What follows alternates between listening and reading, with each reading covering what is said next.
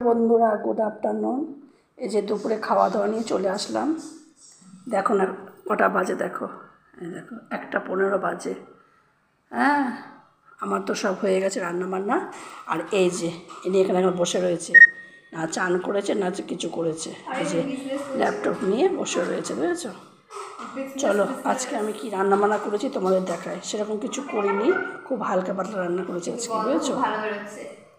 এই দেখো এখানে বেগুন ভেজেছি লম্বা লম্বা করে, এই দেখো বেগুন ভেজেছি, এই দেখো এখানে বেগুনটা ভেজে নিয়েছি।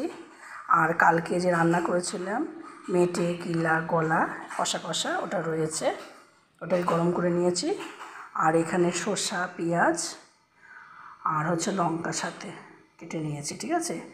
আর আজকে রান্না করেছি এই দেখো গোবিন্দভোগের খিচুড়ি, তাই তো? গোবিন্দভোগের চালের খিচুড়ি, তাই তো? খিচুড়িটা দেখো কেমন হয়েছে। ওই মেয়ে নিয়ে এসে একবার বলছে গোবিন্দভোগ, একবার বলছে আতপ চাল, ওই জানে, ঠিক আছে? এই দেখো এখানে সব আমি গুছিয়ে নিয়েছি, এই যে এই দেখো, ঠিক আছে? তা চলো আজকে এই খাওয়া দাওয়া দুপুরে, ঠিক আছে? তা তোমাদের কাছে কেমন লাগলো বন্ধুরা অবশ্যই জানিও, ঠিক আছে? চলো খাওয়া দাওয়া করে নিই। Tata, bye bye. সবাই ভালো থেকো, সুস্থ থেকো আর সাবধানে থেকো বন্ধুরা।